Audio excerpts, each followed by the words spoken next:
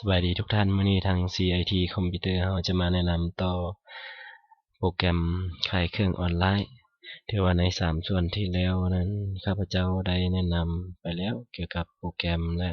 วิธีการขายเครื่องนะสามารถขายเครื่องได้แบบธรรมดาแล้วก็สามารถนำใส่บาร์โค้ดขายได้นะตอนนี้มื้อนี้ข้าพเจ้าจะมาแนะนำเกี่ยวกับการสร้างกลุ่มหรือว่าประเภทให้สินค้า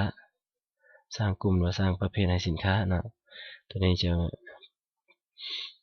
เป็นกลุ่มที่ว่าให้ท่านสามารถคุ้มครองสินค้าท่านแยกออกละได้อย่างละเอียดนะตัวอย่างเช่นว่าโน้ตบุ๊กจะมี Lenovo Dell Toshiba Acer HP นะกล้องวงจรมันจะมีกลุ่มของสินค้าที่นี้นะวิธีการสร้างก็ง่ายๆนะที่หน้าต่างโปรแกรมเอาไปกดเข้าที่ไม้บวกปรากฏหน้าต่างขึ้นมาก็ใส่ชื่อกลุ่มสินค้าแล้วอย่างข้าพเจ้าจะใส่ชื่อว่า main board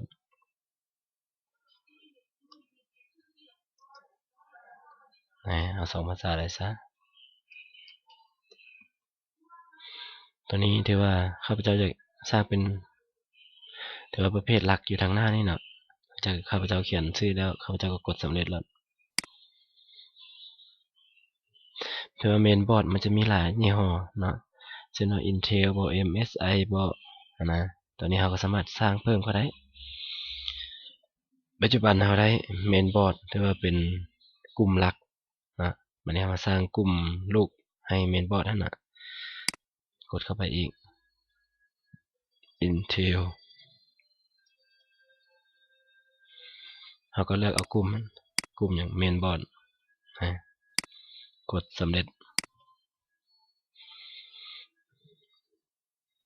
ใน main board จะมี Intel ขึ้นมานะถ้าว่าเราจะแก้ไขดิหาเวลาเมาส์ไปชี้ใส่จะปรากฏตัวนี้ขึ้นมานะตัวอย่างว่าข้าพเจ้าจะไปแก้ไข Intel นี่ติ๊ก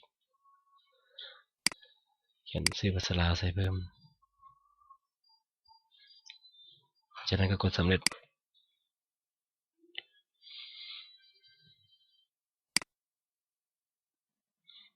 เราจะได้ขึ้นมาแล้วนะ Intel เนาะแล้ววันนี้ถ้าท่านสร้างไปแล้วเนาะท่านจะเลือกทิมเลยเลือกทิมก็ได้โดยที่เรากดไปนี่เข้าบนเก่าเนี่ยจะมีคำสั่งลึกอยู่ในหน้าต่างนี้เนาะท่านต้องการลึกข้อมูลนี้หรือบ่โอเคไหม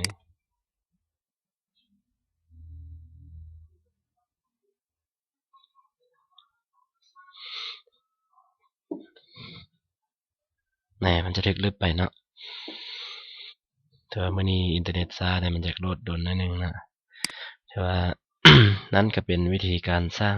กลุ่มหรือประเภทให้สินค้าเพื่อว่าให้ท่านเก็บรักษาสินค้าได้เป็นหมวดเป็นหมู่เนาะมันจะง่ายให้เกี่ยวกับการคุ้มครองสินค้าของท่านเจ้าขอบใจทุกท่านที่ให้เกียรติรับชมขอบใจ